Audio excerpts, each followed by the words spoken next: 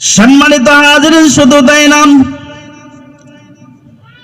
আল্লাহর পয়গম্বর মুসা কালিমুল্লাহ উনি আল্লাহর পাক রব্বুল আলামিনের সঙ্গে কথা বলার জন্য যাচ্ছেন। ইন্নামিন একজন বিমান ডাক দিয়ে আল্লাহর নবীকে বলে, ইয়া রাসূলুল্লাহ, ইয়া হাবিবাল্লাহ, আপনি কোথায় যান, আপনি আমাকে বলেন। মুসা কালিমুল্লাহ ডাক দিয়ে বলে, আমি আমার রবের সঙ্গে কথা বলার জন্য যাচ্ছি। আল্লাহর নবী যখন এই কথা বললেন, বৃদ্ধা মহিলা ডাক দিয়ে বলে, শোনো ও মুসা, তুমি শোনো, তুমি আমার মালিককে বলবা আমার সন্তান হলো তিনটা। বলেন কয়টা? বলেন আল্লাহর পয়গম্বর, আমার সন্তান হলো তিনটা। তবে কথা হলো এটা যে আমার সন্তানগুলো যখন হয়, জন্ম নেওয়ার পরে তারা দ্রুত মৃত্যুবরণ করে, বেশি দিন বেঁচে থাকে না কেন? তখন মুসা কালিমুল্লাহ ডাক দিয়ে বললেন, বুড়িমা তুমি বলো, তোমার সন্তানগুলো যে দুনিয়ার জমিনে বেঁচে থাকেন, তাহলে এই দুনিয়াতে কতদিন না তোমার সন্তানগুলো দুনিয়ার জমিনে বেঁচে থাকে, তুমি আমাকে বলো। মুসা কালিমুল্লাহ যখন এই কথা বললেন, এই দিক দিয়ে বুড়িমা ডাক দিয়ে বলে, ও মুসা শোনো, আমার সন্তান দুনিয়াতে যখন জন্মগ্রহণ করার পর 100-200 বছর পর্যন্ত বেঁচে থাকে, এরপর আর বেঁচে থাকে না। কয়শো বছর? 1 থেকে 200 বছর বেঁচে থাকার পর ইন্তিকাল করে। ওই সময় হায়াত বেশি ছিল। কথা বুঝতেছেন?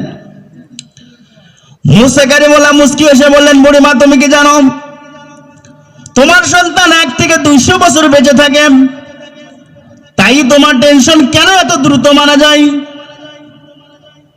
ও বুড়িমা তুমি কি জানো এমন একটা সময় আসবে, সে সময় উম্মতের গড়ের বয়স হবে 70 থেকে 80 হবে, এর মধ্যেই মানুষ মারা যাবে।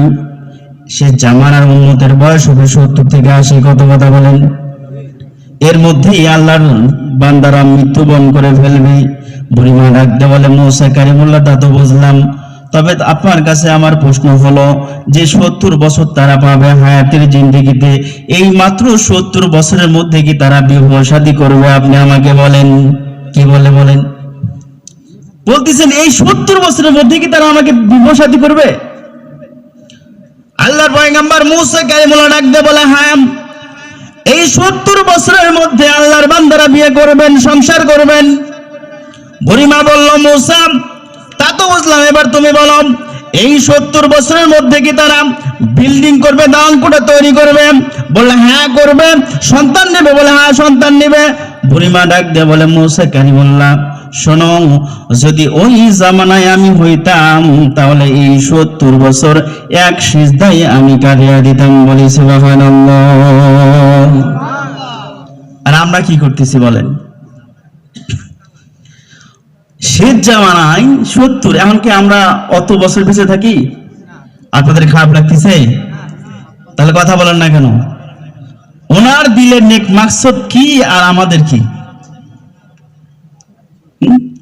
আপনাদের এখানে অনেকেই আছেন যে ব্যক্তিগুলার 30-40 পার হয়ে যাচ্ছে বয়স, কিন্তু সূরা ফাতিহা শুদ্ধ করে পড়তে পারবেন না। না নাই? আছে তো নাকি? তবে এখানে দেখলেন না, ছোট ছোট বাচ্চারা কি সুন্দর বলে গেল, আপনাদেরকে দেখায় দিয়ে গেল। যাই হোক, সম্মানিত হাজিরিন,